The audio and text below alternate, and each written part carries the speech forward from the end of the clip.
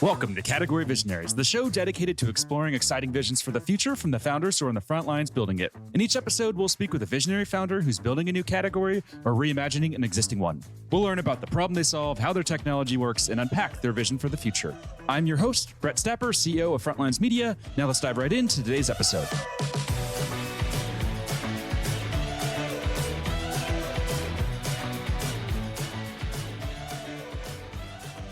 Hey everyone, and thanks for listening. Today I'm speaking with Jon Dewald, CEO and co-founder of HELIXIntel, an asset management platform that raised $17.6 million in funding. Jon, thanks for chatting with me today. Hey Brett, really nice to meet you. Super excited to chat. So to kick things off, can we just start with a quick summary of who you are and a bit more about your background? Yeah, for sure. So born and raised in beautiful sunny Buffalo, New York. Lifelong entrepreneur, honestly. When I was in high school, started a lawn mowing business, and outside of a 4-year stint in the Marine Corps, where I did a couple tours overseas in the early 2000s, I really have been in entrepreneurship ever since. Started my first company when I was a freshman in college. Wow. Well, first off, thank you for your service. And second, I'd like to ask you, what did you take away from the military? I'm sure there were a lot of valuable life lessons that you learned, but if you had to pick maybe like one or two, what would they be? There's so many life lessons. I think the thing that was the most memorable to me is to be flexible. And I'll give you a quick story. I signed up in legal administration. I'm an Eagle Scout. I always wanted to be a lawyer growing up. And so that was my plan. And 9/11 happened, and they switched a lot of the Marines to, combat infantry battalions. And so I went from thinking I was going to be a lawyer to actually, in Iraq in the infantry battalion, and had to, just had to be really flexible. And, being 18 at the time, right? So right out of high school, it was an incredible life lesson. And that has really stuck with me throughout my entire life. Yeah, I can imagine. So you're 18 and all of a sudden you find yourself in Iraq? Pretty much. That was something. Wow, that's wild. For sure. Now let's switch gears, and we'd like to ask just a couple of questions to really better understand what makes you tick. So first one is, what founder or CEO do you admire the most, and what do you admire about them?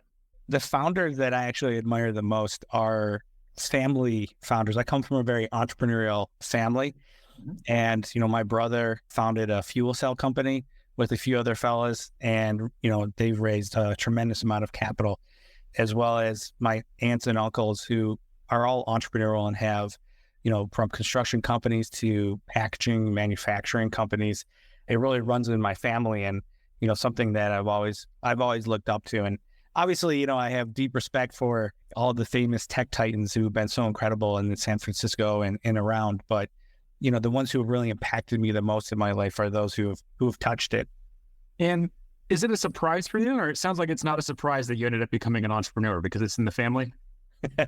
It is. My parents were both educators, and so very deep push towards pushing the boundaries, critical thinking, experiencing life. And between that and as I said, the rest of the aunts and uncles and family kind of just was bred into it. So I guess not too surprised. That's awesome.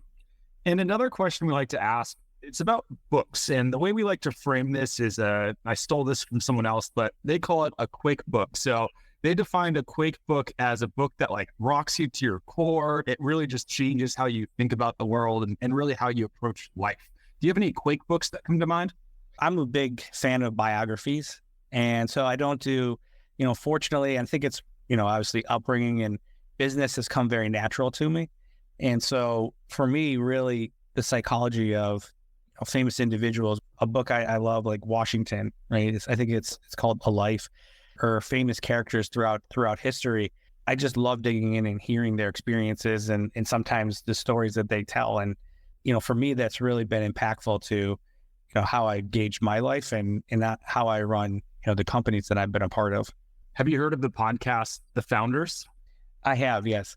Okay. Yeah, I just got turned onto that like a month ago, and same thing. I love reading biographies, but some of them are so damn long. They take 20, 30 hours to read. So finding that podcast where you can get a nice 45-minute summary, that was life-changing, I would say. Yeah, I believe it, man. You have one biography that you're just obsessed with? It's like a go-to book you'd recommend it to anyone else?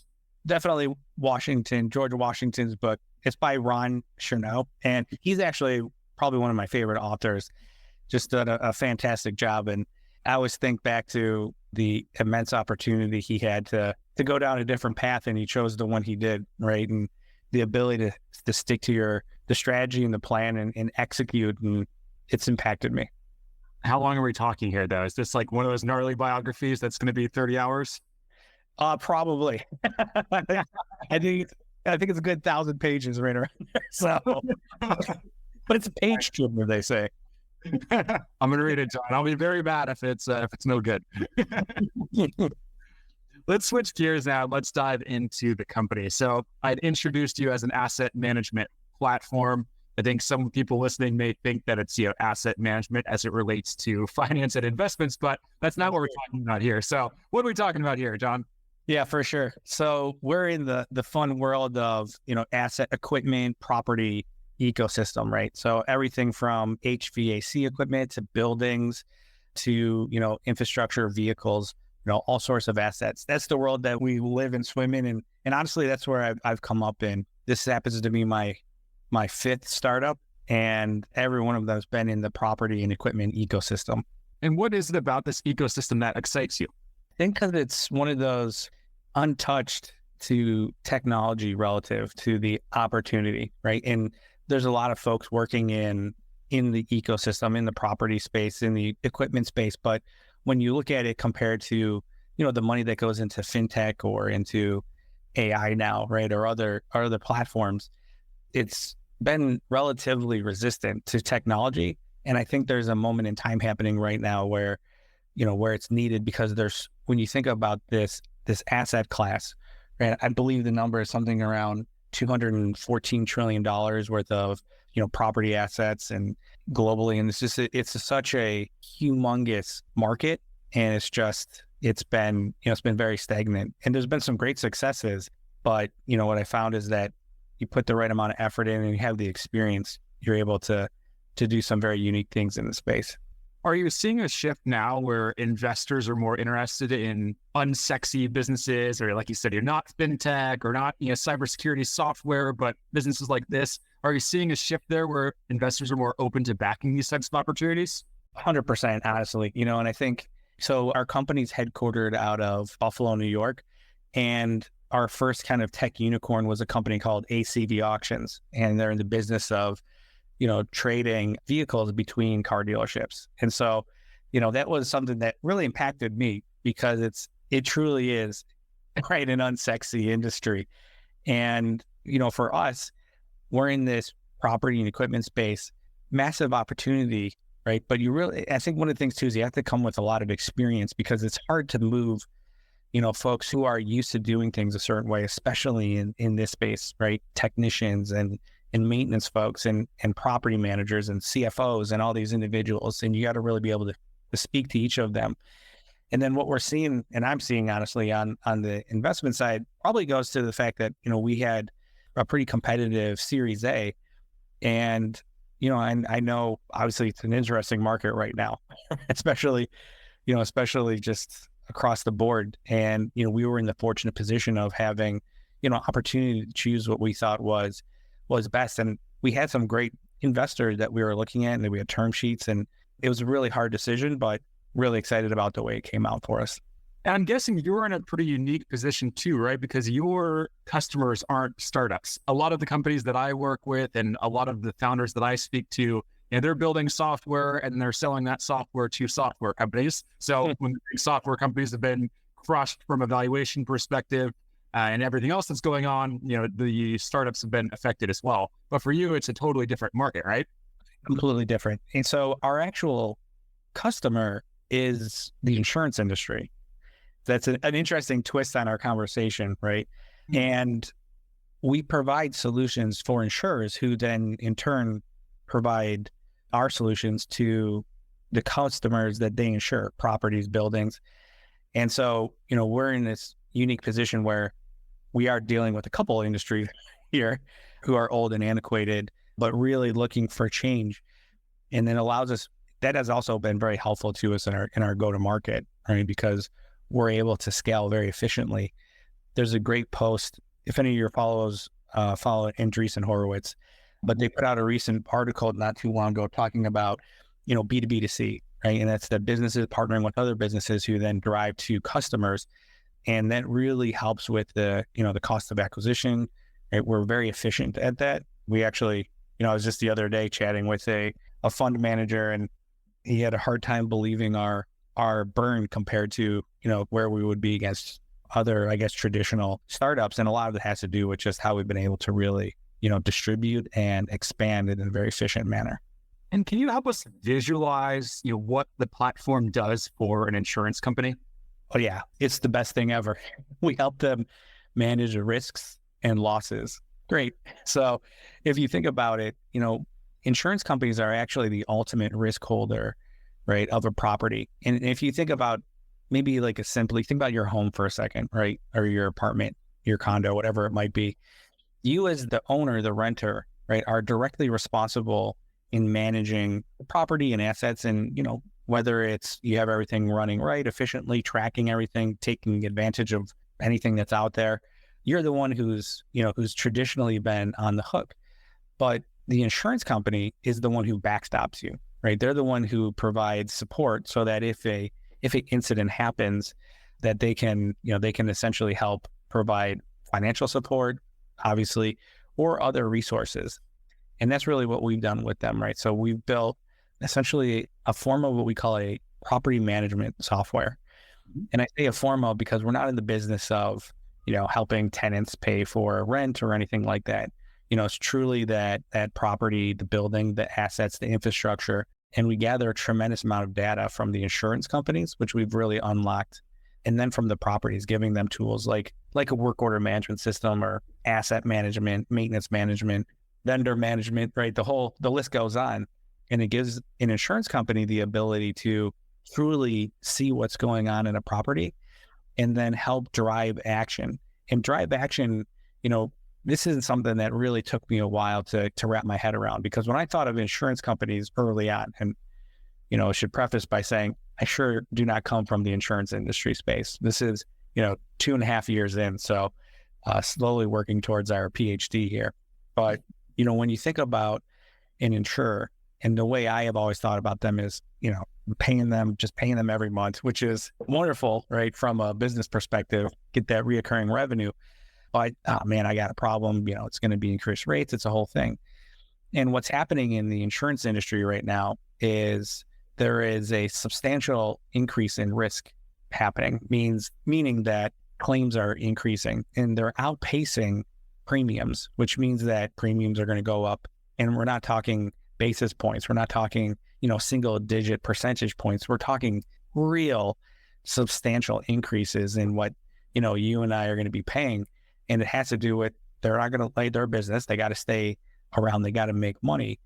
And if they're going to provide capacity, provide risk, they got to be able to backstop these failures. And it's increasing at an exponential rate. And so insurers are really driving towards helping properties understand what they have, and then potentially paying for some or all of the problem before it becomes a claim. This crazy statement I just said there. But if you think about it, that means that there's a massive amount of budget that we're working with, and that's premiums. And the goal is to reduce claims, in effect, help their what's called a loss ratio by being proactive. And so there's a major shift in the industry, and we happen to be, at the tip of the spear. Our seed round was led by a company called Munich Re Ventures, based out of San Francisco, and they're the largest reinsurance company in the world. So their footprint, it's absolutely massive. And, we have been very fortunate to be in this position where we had a lot of team members and a lot of resources in different parts of the industry, properties, assets, software development, and they really believed in what we were building and our mission and helped us really grow. And, it's shown by, I think so far this year, we've added over 100,000 buildings onto our platform. So we're just, we're really in a hyper growth mode right now. Wow. So 100,000, how many did you add last year? Probably somewhere around, I would say 15,000. So we are growing, and part of it has to do with how we embedded ourselves in the insurance process and really turned on some of the vehicle and the distribution. And, the number of properties that everything's insured, right? And we're in this unique space where we don't compete with anyone. We're really a new business model and a new ecosystem that collaborates. And so because of that, we've been able to really define value for all the stakeholders. This show is brought to you by Frontlines Media, a podcast production studio that helps B2B founders launch, manage, and grow their own podcast. Now, if you're a founder, you may be thinking, I don't have time to host a podcast. I've got a company to build. Well, that's exactly what we built our service to do. You show up and host, and we handle literally everything else. To set up a call to discuss launching your own podcast, visit frontlines.io/podcast. Now, back to today's episode. What do you attribute to that success? Any founder listening in would say, yep, I want that. I want to grow that fast. I want to have a customer base like that. What do you think you've gotten right? Oh, man, we get everything right now. It's, honestly, being flexible, right? Because we started out with a different strategy, and myself and some of our team members come from, I ran the federal dealership at one point for a company called Ingersoll Rand, one of the largest air compressor manufacturers in the world. And so I had that business that I owned and built and eventually exited. And, what we realized was manufacturers are wonderful at selling equipment, but have a very difficult time in staying connected. And so our strategy was to build a platform that enables that. And when we were introduced to Munich Re Ventures and they got a hold of our pre-seed pitch deck, that's like how early this was. There's a gentleman, Jay, over there who is an awesome investor and understood what we were doing and explained to us the problems that were happening in the insurance industry. And then we spent, a couple months just kind of talking back and forth about what could be done and then building the business case and, going through all the things that an investor needs to do on diligence. And what I love about, I'm a big fan of corporate venture capital. Most of my time in the past 20 years, and that's, working with those space, because you have folks who are very sophisticated in capital allocation, but also bring value creation for the startup. And, that's a hard thing to accomplish as a startup because corporations are traditionally risk adverse, right? So you have to overcome a lot of hurdles for them to bring you into their ecosystem, right? You think about reinsurers, they manage risk. Risk of a startup is high, right? And so to overcome that hurdle, there's a lot of work that went into that and for any, CVC. But yeah, so I'd say just be flexible, listen to what's going on around you and move as quickly as possible when the opportunity presents itself. And from a go-to-market perspective, what would you say was like the single greatest challenge that you've faced so far that you've overcome? Understanding the insurance industry, 100%. It is a different language. And you probably say that about every industry, right? We work with, so our Series A was led by National Grid Partners, which is the venture capital arm of National Grid. And they're a massive utility in the US and the United Kingdom. And so, the way I think about it is, they speak utility, right? Insurers speak insure, property speak property, and, having the ability to understand and communicate value to each one of them is instrumental. I think another company called Risk IQ that worked with National Grid Partners. Not familiar. I'll have to check them out. They do have a really awesome portfolio of companies that they've been investing in. Super interesting. Now, let's talk a little bit about you, or a bit more about you. So one thing we like to always ask about too are like superpowers. So is there a specific skill that you think you're just the best in the world at, or one of the best in the world at? Well, I'm a salesman at heart, so I guess best salesman. But it is probably there's two things that I really refined over my time as an entrepreneur. And the first one would be the ability to align incentives. That's pretty much the foundation of how I think, right? It's why do I want it and why do they want it and what's in it for everybody? And then how do you align them? And if I can't do that, then I don't waste my time or anyone else's time. And, that can be a process. You can be communicative, speaking to folks, but that is something that I focus on and I really drive home within the company as well. And then I would think the other thing that I've worked really hard at is just managing people, right? Is as you grow, I found once you get past that first few people in an organization, you have a lot of unique individuals who bring incredible value, especially, let's call it Series C, right? So like still pretty early on in any company, in any startup. And even though you can get to, 100 plus people, that's not a massive corporation. And so you're dealing with a lot of personalities, a lot of people, and you got to move everyone and work with them to drive the outcomes that you're looking for, because you don't have all the infrastructure set up yet. We're still building everything. It's one of my favorite things, honestly. I love, my favorite moments in any startup is the early days, building, creating, and then building the infrastructure. Is it ever hard to maintain motivation for you after you get past that, you kind of build and creation phase in the early days? Not really. Fortunately, I am if you happen to ever chat with any of the folks that I work with, I'm highly energized and highly motivated, but I believe very deeply in what we're doing, and honestly in everything I've done, right? I've been in the unique position of being self-employed since I was 23 and, worked really hard to be in that position. And I guess what I should say self-employed is I've always worked for my shareholders, but it's been a very fortunate position for me to be in. Andy, if you reflect on the journey so far, what would be the number one piece of advice you'd give to yourself if you were just starting the company again from scratch? That is a wonderful question. The advice I would give myself would be take time in getting to know the different team members that you're working with and understanding their core assets. And so let me give you an example. I had a business, we did structured finance, so energy assets, right? So truly bring capital to projects. I ran a dealership for Ingersoll Rand. I had a few other companies. This is my first traditional software business. And, I've had to learn quite a bit about product development, product management, right? Software development. And we've made a lot of right decisions, right? And that part of that has to do with the incredible talent that I was able to, to bring in around me when I formed this company. One from my co-founder, Mike.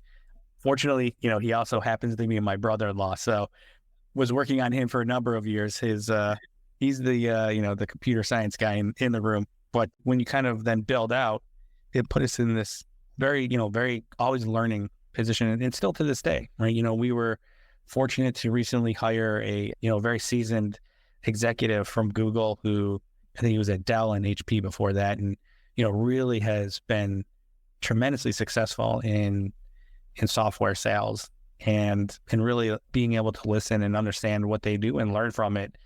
So hopefully a long-winded answer, but, I think that would probably be the best thing to say is listen and learn. I like long-winded answers. So always the good ones I find.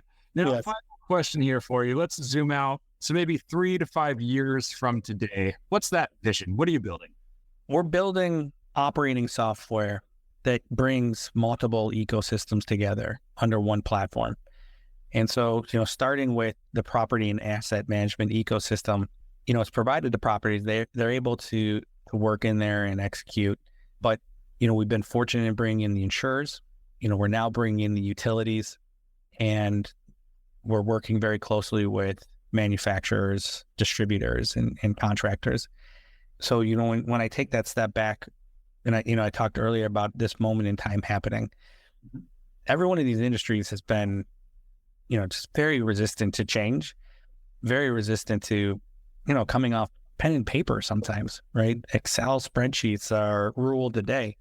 And we've happened to align incentives and value creation in a way where you've got, I would say, some of the largest, outside of the finance world, some of the largest industries around: manufacturing, energy, insurance, properties. And we got them all working with us on our platform. We got a lot of work to do, right? Our roadmap is extensive, and, we have to continually remind ourselves to stay incredibly focused. But execution, right? Bringing the right team around, we're in the position where we're able to move quickly and gain that market share that we're working towards. Amazing. I love the vision. All right, Jon, we are up on time, so we're going to have to wrap. If any founders are listening in or any investors that are listening in want to get in touch, where should they go? You can find me on LinkedIn, although I would recommend also shooting me an email at jon.dewald@HELIXIntel.com. So, please reach out if you're interested. We're growing fast and we love partnering. It's a big ecosystem out there, and we're finding that we can move faster with partners So looking forward to it. Amazing. Jon, thank you so much for taking the time to chat. Really appreciate it and really enjoyed the conversation. Awesome. Thanks, brother. All right, keep in touch. This episode of Category Visionaries is brought to you by Frontlines Media, Silicon Valley's leading podcast production studio. If you're a B2B founder looking for help launching and growing your own podcast, visit frontlines.io/podcast. And for the latest episode, search for Category Visionaries on your podcast platform of choice. Thanks for listening, and we'll catch you on the next episode.